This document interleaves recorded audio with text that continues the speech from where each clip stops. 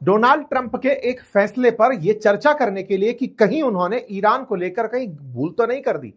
Iran को लेकर भूल का सवाल इसलिए उठ रहा है क्योंकि हाल ही में आपका 12 मार्च का ही एक ट्वीट देख रहे हैं जिसमें ट्रंप अपनी तारीफ में कहते हुए दिखाई देते हैं कि हमने 58 नेवी के जहाज पानी में डुबो दिए और ये जहाज निश्चित ही ईरान के थे। हाल ही में भारत के पास भी आपने ऐसा ही एक घटना देखी थी जब IRIS देना करके जो जहाज था वो पानी में ईरान अमेरिका ने डुबो दिया था। इन्होंने अपनी उपलब्धियों में दिखाया कि 58 जहाज डुबो चुके हैं साहब। अभी तक हम लोगों ने पूछा सर 58 जहाज जो डुबोए हैं उनका उद्देश्य क्या था?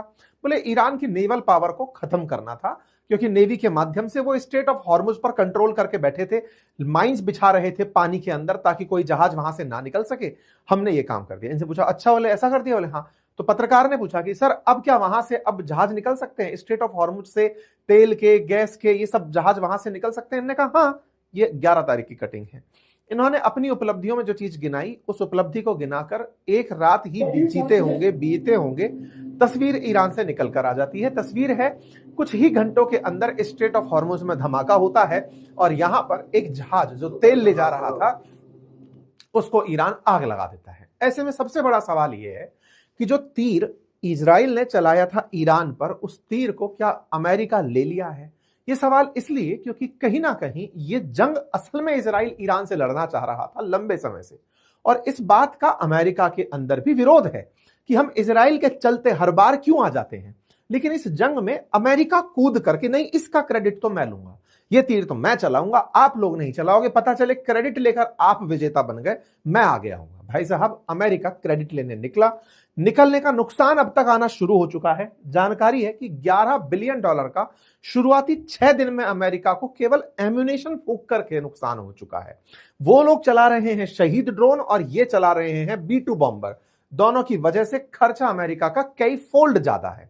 पेंटागन पर लगातार बर्डन इस बात का बढ़ रहा है कि आप जो वेपन यूज कर रहे हैं वो ईरान के द्वारा वेपन यूज करने पर, मतलब वहां से तीर चलाए जा रहे हैं तो ये मिसाइल दाग रहे हैं, तो बोले आपका ये जो खर्चा है मल्टीफोल्ड बढ़ता जा रहा है। अमेरिका जिस चीज को दुनिया के सामने नहीं लाता वो मीडिया में कहीं ना कहीं से घूमते हुए, क्योंकि अमेरिका में एक ट्रांसपेरेंसी भी है, और वो ट्रांसपेरेंसी इस रूप में निकल कर आती है कि अब तक 140 यूएस के सर्विस मेंबर्स घायल हो चुके हैं। अब इनमें से घायल किस तरह से हैं, कब हुए, इन सब के बारे में भी जानकारी समय चलते निकल आएगी। ये घायल संभवतः तभी हुए होंगे जब ईरान ने अमेरिकी ठिकानों को निशाना बनाया होगा। इसीलिए अब बड़ा सवाल यह बनता है कि हर अमेरिकी राष्ट्रपति एक जंग शुरू करता है, खत्म नहीं कर पाता। ये स्टार्ट अच्छा करते हैं, फिनिश नहीं कर पाते हैं। कहीं उसी में ट्रंप तो शामिल नहीं हो गए, क्योंकि कभी जॉर्ज W बुश ने शुरू किया था इराक, शुरू किया था अफगानिस्तान, कुछ नहीं निकल कर आया। 20 साल अफगानिस्तान में बीते, 8 साल इराक में बीते, कुछ नहीं हुआ। ट्रंप अपनी हर पॉलिसी पर फेल से फेल मारते जा रहे हैं। टैरिफ लाए, सुप्रीम कोर्ट ने पलट दिया। ट्रंप ने ग्रीनलैंड का सपना देखा, यूरोप ने इनको छिटक दिया। रशिया यूक्रेन युद्ध रुकवाने का सोचा, वो पलटी मार गया। मतलब अब तक इनसे नहीं रिजॉल्व हुआ। अब नॉर्वे, मतलब रशिया यूक्रेन के बाद की साथ साथ ग्रीनलैंड का मसला इन्होंने उठाया, पूरा यूरोप एकजुट होकर इनके खिलाफ खड़ा हो गया। जब कहीं कुछ नहीं मिला तो अपनी खुन्नस निकालने के लिए ईरान पर चढ़ाई कर दी, वहां पर भी कुछ हो नहीं पाया। आज भी यहां पर सत्ता है, सुप्रीम लीडर है और बढ़िया से इनका सारा काम चल रहा है। तो आज के सेशन में हम ईरान के उस मॉडल को डिस्कस करने जा रहे हैं कि अल्टीमेटली इतने लंबे अनुभव ईरान ने कहां से प्राप्त कर लिए कि वो अमेरिका के साथ आज 13वें दिन भी जंग कर रहा है। और जंग में अमेरिका अपनी तरफ से चाहे जो बोले, लेकिन युद्ध खत्म होता दिख नहीं रहा है। हर जगह किल्लतें हैं। स्ट्रेट ऑफ हॉर्मुज से तेल और गैस के रुक जाने के चलते दुनिया भर में ऑयल और गैस की दिक्कतें हैं, चाहे वो भारत हो चाहे दुनिया का अन्य देश हो, वहां पर दिक्कतें रिपोर्ट की जा रही हैं। इसका मतलब साफ है कि स्ट्रेट ऑफ हॉर्मुज पर चोक लगाकर अमेरिका के सामने ईरान बैठा है। एक बड़ा सवाल बनता है और वो ये कि अमेरिका इतना ही शक्तिशाली है तो स्ट्रेट ऑफ हॉर्मुज को फ्री कराने के लिए क्यों नहीं अपने युद्धपोतों को यहां भेजकर इस पूरी जगह को सुरक्षित कर दे। और अगर ये चोक पॉइंट है, एक तरफ तो गल्फ में यूएई बैठा है, ओमान बैठा है, इस तरफ का जो लैंड एरिया है, इधर अमेरिकी सेना को उतार कर इस स्ट्रेट ऑफ हॉर्मुज को पूरी तरह ईरान से मुक्त करा दे। अगर वो वाकई में विजेता बनना चाहता है तो स्ट्रेट ऑफ हॉर्मुज पर क्यों नहीं अपना नियंत्रण कर लेता। जैसे स्ट्रेट ऑफ जिब्राल्टर पर आज भी यूके बैठा हुआ है, स्वेज कैनाल पर लंबे समय तक यूरोप का कब्जा था। अगर ऐसा ही चाहता है अमेरिका कि दुनिया में उसका प्रभाव बना रहे, आखिर क्या कारण रहे कि स्ट्रेट ऑफ हॉर्मुज पर ईरान अब तक चोक लगाकर बैठा है और अमेरिका को इसे ना खुलवा पाने की पीड़ा है, जिसके चलते वो रूस से बात करता है, पुतिन से बात करता है, और पुतिन भारत को तेल देने के लिए तैयार होते हैं, 30 दिन के लिए सैंक्शन प्रतिबंध हटते हैं। अमेरिका इस बात पर ह्यूमिलिएट होता है कि जिस चीज को मैं प्रतिबंध लगाकर अपनी सुप्रीमेसी दिखा रहा था, रूस उसी चीज पर अब अमेरिका को तेवर दे रहा है, कह रहा है कि यूरोप को तो सोच रहा हूं कि तेल और गैस दूं या ना दूं। ये सारे सवाल ऐसे हैं कि अमेरिका आफ्टर ऑल फिर विजेता कैसे? अगर आज ट्रंप कहते हैं कि हम विजेता हैं, तो कैसे विजेता हैं जब स्ट्रेट ऑफ हॉर्मुज पर किसी भी प्रकार से अमेरिका कोई एक्शन नहीं ले पा रहा है? बहुत बड़ा सवाल है। अमेरिकी राष्ट्रपति अभी मिड ईयर जो इलेक्शन होने जाते हैं, मिड टर्म इलेक्शन जो होने जाते हैं, उनमें प्रचार में अपने आप को विजेता बता रहे हैं कि हम विजेता हैं। ये बिल्कुल वैसे ही है जैसे भारत पाकिस्तान के बीच में जब ऑपरेशन सिंदूर के समय हीटेड मामला हुआ था, तब इसने विजेता के रूप में कह दिया कि साहब हमने तो इतने फाइटर जेट गिरने की खबर सुनी, पाकिस्तान की सेना गजब खेली थी। ये फर्जी तरीके से फैलाई गई जो खबरें हैं इनकी, आज ये इन तक पहुंच चुकी हैं। अमेरिका में ये चिल्ला चिल्ला कर अपने विजय होने की गाथा सुना रहे हैं। हम एक एक करके इन सारी खबरों को डिटेल में लेकर चलते हैं कि कैसे इनका कहना कि हमने 58 नेवल शिप गिरा दिए, लेकिन उसके बावजूद भी जब ये कहते हैं कि जाओ और स्ट्रेट ऑफ हॉर्मुज से निकल जाओ, और इस तरह के फेलियर्स दुनिया के सामने देखने को मिलते हैं, ये दर्शाता है कि अमेरिका हवाई जहाजों से हमला करके मोमेंटम बनाने में कामयाब रहा। हवाई जहाजों के साथ साथ बिल्कुल टू द पॉइंट निशाने लगाने की मिसाइलें चला चलाकर कामयाब रहा, लेकिन वो कुछ भी डिसिसिव ग्राउंड पर नहीं कर पा रहा है। ये तभी हालत संभव है कि यहां पर दुनिया के जितने भी जहाज जो निकलना चाह रहे हैं वो ईरान की परमिशन पर डिपेंड कर रहे हैं। ईरान चाहता है, ईरान ने कल कंडीशन रखी कि अगर दुनिया का कोई भी देश चाहता है कि स्ट्रेट ऑफ हॉर्मुज से उसका तेल और गैस बाहर आए, तो अपने देश से अमेरिका और इजराइल के राजदूतों को बाहर निकाल दो, मैं आपके जहाजों को यहां से निकलने दूंगा। तो भाई साहब, अभी भी नेगोशिएटिंग पावर तो ईरान के हाथ में है, तो मिस्टर अमेरिका आप कहां से विजेता रहे? जब डील करने के नाम पर ईरान बोल रहा है कि आप इनके एम्बेसडर्स को निकालो, मैं यहां से निकालने के लिए तेल की परमिशन दे दूंगा, इसका मतलब कंट्रोल अभी भी ईरान के हाथ में है। और जब कंट्रोल ईरान के हाथ में है, तो आप अपने आप को विजेता कैसे कह सकते हैं? इंटरेस्टिंग है, अमेरिका ने भले ही खमनेई को दूसरे दिन ही निशाना बना दिया हो, लेकिन तस्वीरें बयान करती हैं हर दिन। ये देखिए ना, 12 तारीख की आप खबर देख रहे हैं, जब एक जहाज जो लेकर के तेल इस तरफ चला आ रहा था, थाईलैंड का जहाज था, भारत का तेल लेके आने की खबर थी, उसके क्या हाल बना दिए हैं ईरानी हमले ने। ये हमले की तस्वीरें हैं जो इस समय निकल कर आ रही हैं। स्ट्रेट ऑफ हॉर्मुज के अंदर किस तरह से यहां पर आग लगते टैंकर दिख रहे हैं।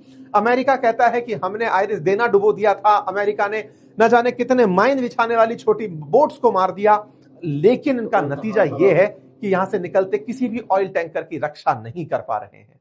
वो वही वाली बात है कि यहां पर अमेरिका की पावर को चुनौती देने के लिए इन्होंने टैंकर्स को बत्ती लगाना शुरू कर दिया है कि अगर तुमको लगता है कि तुम्हारे कारण ये टैंकर निकल पाएंगे, नहीं, हम डिसाइड करेंगे। और ऐसा करते हुए ये सारे के सारे एक्सप्लोजिव रिपोर्ट हो रहे हैं। आपका सेशन लाने से कुछ समय पहले भी 2 विदेशी जो वेसल्स हैं उनमें धमाकों की बात रिपोर्ट की गई है। साथियों, अब तक अगर शिप्स की बात की जाए कल तक की रिपोर्ट में, तो 1 मार्च को शिप्स को टारगेट किया गया, 2 मार्च को, 3 मार्च को, 4 मार्च को। डे वाइज अगर आप देखें तो 1 मार्च के दिन मार्शल आइलैंड का फ्लैग लगा हुआ था, जिब्राल्टर फ्लैग्ड ऑयल शिप था, पलाऊ फ्लैग्ड टैंकर शिप था, इन सबको टारगेट बनाया गया। 2 मार्च के दिन यूएस फ्लैग्ड प्रोडक्ट टैंकर, उसको टारगेट किया गया। 3 मार्च को किया गया, 4 मार्च, 5 मार्च, हर दिन की एक खबर है जब कोई ना कोई जहाज। और जब अमेरिका बहुत एग्रेसिव होकर यह कहने लगा कि अब स्ट्रेट ऑफ हॉर्मुज हमने फ्री करा दिया है, तो कल और आज में ईरान और एग्रेसिव हो गया है कि लो निकाल कर दिखाओ। इसको लेकर अमेरिका की मजाक बन रही है, बिल्कुल मजाक। पायरेट्स ऑफ कैरेबियन की मूवी का एक सीन निकाल कर दिखा रहे हैं कि ट्रंप ने कहा सेलर्स से कि जाओ निकलो यहां से, रास्ता चालू हो गया है। और जब सेलर्स यहां से निकलते हैं तो ईरान उन जहाजों को उड़ा देता है।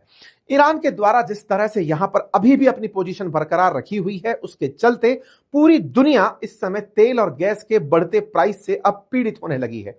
यह युद्ध अगर और ज्यादा खिंचेगा तो इसके आने के बाद आप उठाकर देखिए बाजार के हालात। बाजार लगातार दुनिया के गिरते जा रहे हैं, क्योंकि अल्टीमेटली 20% ऑयल की सप्लाई स्ट्रेट ऑफ हॉर्मुज से होती है। भले ही भारत के लिए मेजर ऑयल का सोर्स स्ट्रेट ऑफ हॉर्मुज रहा हो, लेकिन भारत की आवश्यकता पूर्ति के लिए अगर कोई और अल्टरनेटिव तलाशा गया, तो वो अल्टरनेटिव किसी और दूसरे देश को तेल बेचने में कोताही बरतेगा ओवरऑल दुनिया में तेल की कीमतें बढ़ेंगी, गैस की कीमतें बढ़ेंगी, किल्लतें बढ़ेंगी, और महंगाई बढ़ते ही दुनिया में जो उसका रिप्लाई है वो स्टैगफ्लेशन के रूप में आता है। इकोनॉमी स्टैग्नेंट होने लगती है और उस स्टैग्नेशन से उससे मंदी की तरफ मार्केट बढ़ने लगता है। और ये जो मंदी की तरफ बढ़ता बाजार है, इसी की चिंता अब लोगों को सता रही है कि यदि ये युद्ध नहीं रुका और ट्रंप का जो काल पहले टैरिफ के रूप में चला, जो टैरिफ किंग कहलाने खुद को टैरिफ प्रेसिडेंट कहलाकर खुश हो रहे थे, वो दुनिया के लिए अब मंदी का नया स्वरूप लेकर ना आते हुए दिखाई दे जाएं। ट्रंप एडमिनिस्ट्रेशन यूएस के अंदर खुद कैलकुलेट कर रहा है कि अब तक उन्हें $11 बिलियन का युद्ध के अंदर नुकसान हो चुका है। लगातार अमेरिका की तरफ से स्पोक पर्सन कैरोलिना लेविट बता रही हैं कि हम जीत रहे हैं। हमारे तमाम स्पीकर्स कह रहे हैं, राष्ट्रपति बोल रहे हैं, वाइस प्रेसिडेंट बोल रहे हैं, स्टेट सेक्रेटरी बोल रहे हैं, पीटर हेग्सेथ बोल रहे हैं, कमांडर बोल रहे हैं, इनको सुनो कि ये सब कह रहे हैं कि हम जीत रहे हैं। लोगों का कहना है, मतलब आप सोचिए कि इससे इनकी फ्रस्ट्रेशन दिखती है। ये कैरोलिना लेविट हैं जो कह रही है कि लेफ्ट विंग की जो मीडिया है ना, वो झूठ बोल रही है, वो फेक नैरेटिव फैला रही है, और वो कह रही है कि हमारा ऑपरेशन एपिक फ्यूरी फेल मार गया है।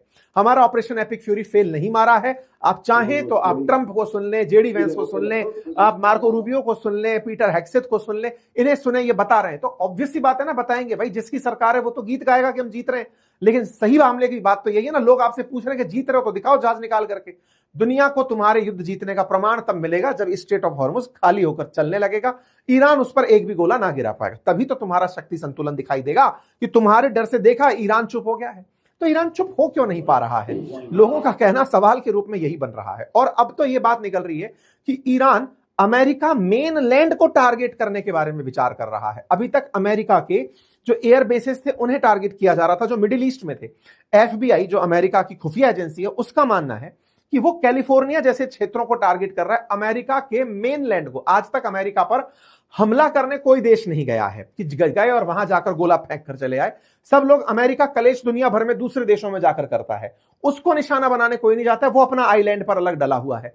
ईरान प्लान कर रहा है कि इनको मैं मेन लैंड पर जाकर मारूंगा। और तो और हिजबुल्ला 250 से ज्यादा मिसाइल, जब आप और मैं ये सेशन कर रहे हैं इस समय, इजराइल पर चला दिया है। मतलब ईरान ने हिजबुल्ला को प्रॉक्सी बनाकर जो बिठा रखा था लेबनान में, वो फिर से सक्रिय हो गया है। इजराइल लगातार लेबनान में उसे निशाना बना रहा था, लेकिन वो उठा उठा के मिसाइल अब इजराइल पर मार रहा है।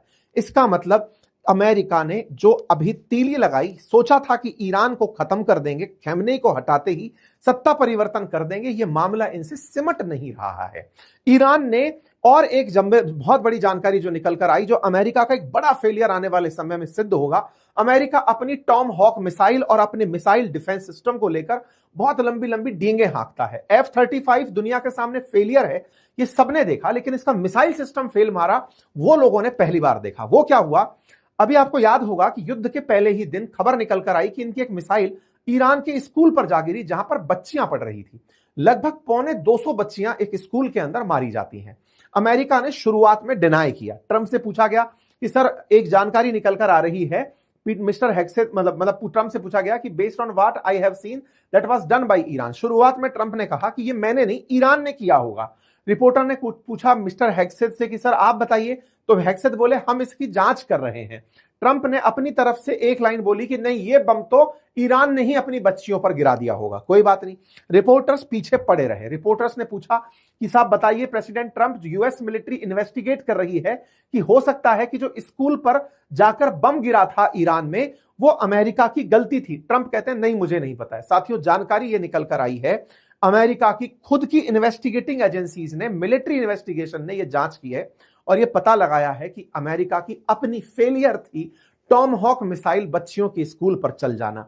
US at fault in strike on school in Iran, preliminary inquiry में ऐसी बात निकल कर आई। ये अमेरिकी अखबार न्यूयॉर्क टाइम्स लिखता है। अर्थात अमेरिका जो दुनिया भर को ह्यूमैनिटेरियन ग्राउंड्स का ज्ञान देता है कि किसी भी आम नागरिक की मौत ना हो, वो खुद पहले ही दिन हमले में 250 लड़कियों को स्कूल में मार देता है।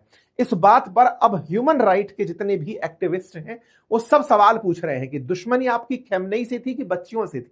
आप तो प्रोग्रेसिव थॉट के थे ना, आप तो चाहते थे कि बच्चियां पढ़ें, आप तो ईरान को एक फ्री सोसाइटी देना चाहते थे, आप चाहते थे कि वहां के बच्चे पढ़ें, वहां की बच्चियां खुले में जिंदगी जिए, आपने बच्चियों को ही मार दिया। इस बात को लेकर के अब ईरान ने इस स्ट्राइक की जांच को ह्यूमैनिटेरियन ग्राउंड पर अकाउंटेबल अमेरिका को ठहराने की मांग की है। कुल मिलाकर डोनाल्ड ट्रंप का जो डिसीजन है वो एक बार फिर पिटता दिख रहा है।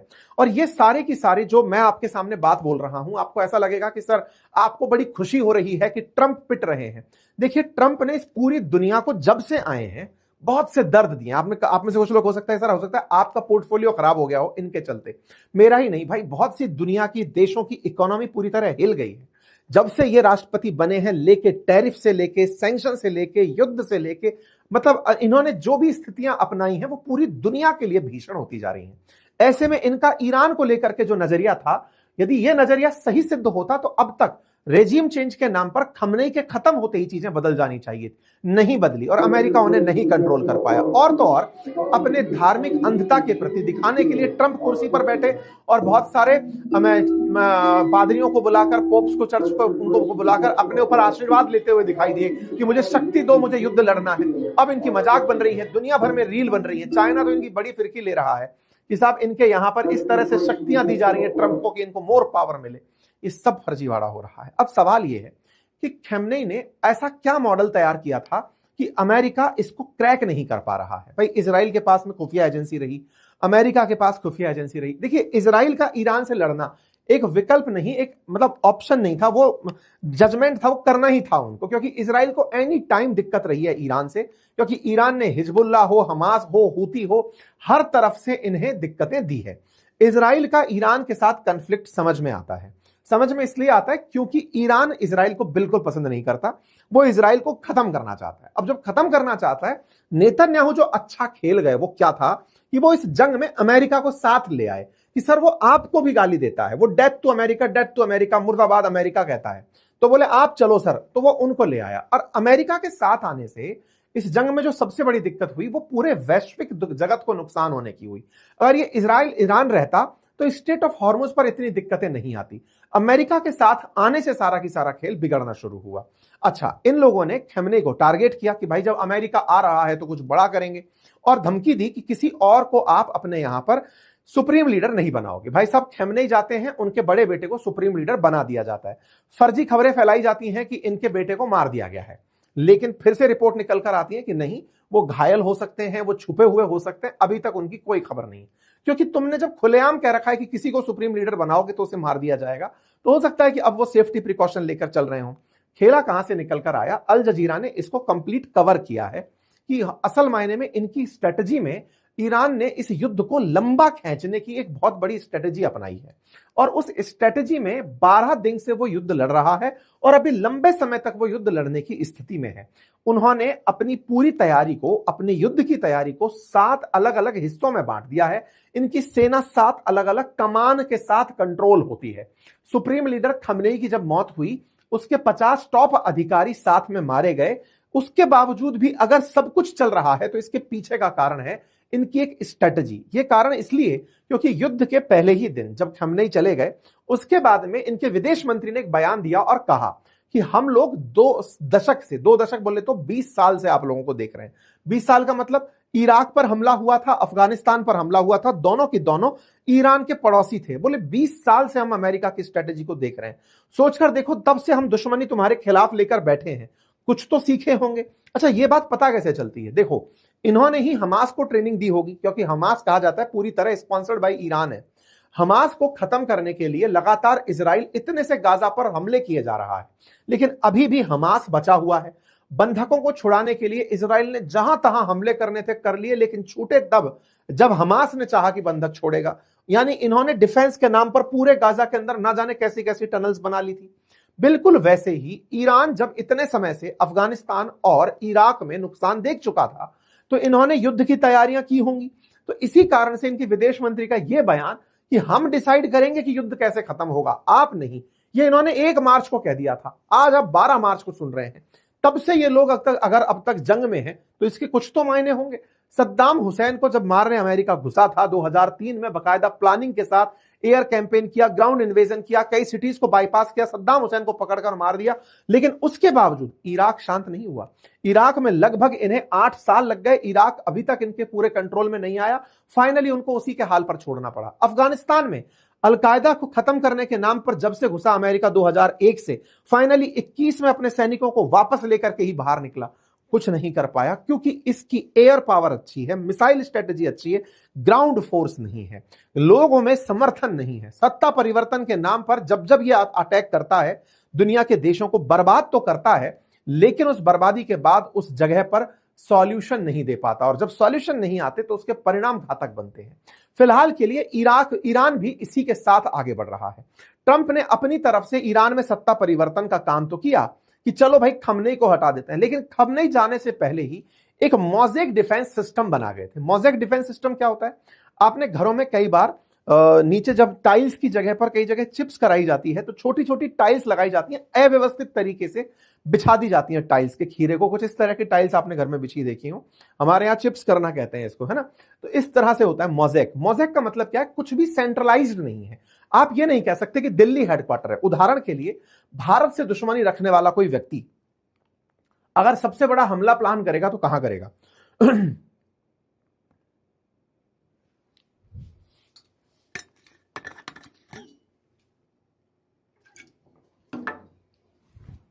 सबसे बड़ा अगर कोई हमला प्लान करेगा तो कहां करेगा? तो दिमाग करेगा कि यार दिल्ली इनकी राजधानी है, यहां पर सारे प्रधानमंत्री, राष्ट्रपति सब बैठते हैं, टॉप सेक्रेटरीज बैठते हैं, पूरी तरह से दिल्ली प्राइम लोकेशन है। बोले फिर और?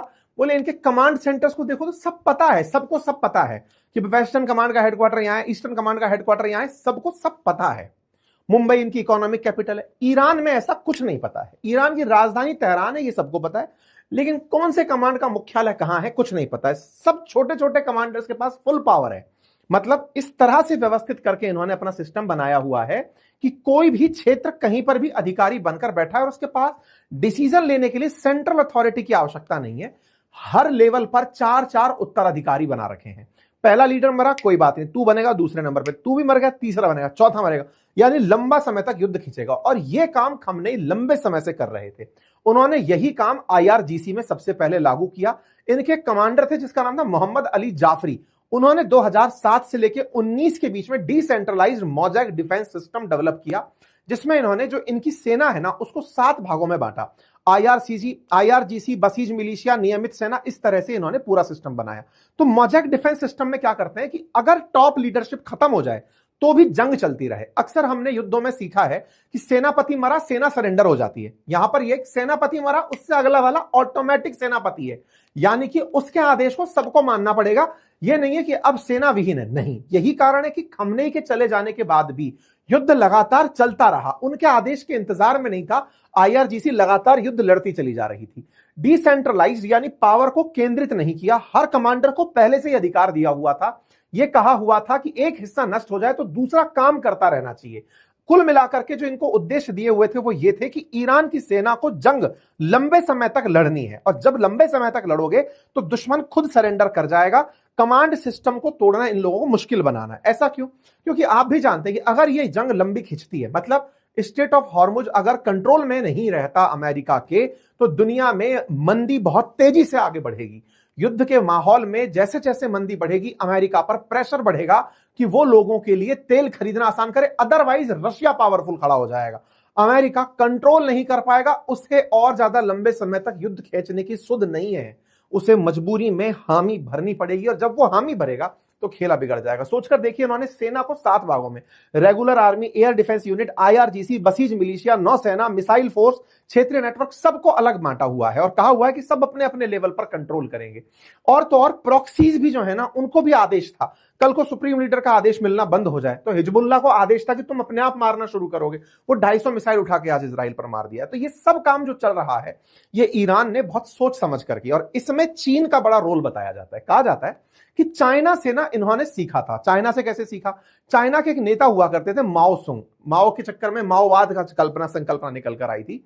वो प्रोलॉन्ग्ड वॉर की थ्योरी पर काम करते थे। उनका कहना था कि अगर जंग जीतने की स्थिति में ना हो तो जंग को लंबा कर दो।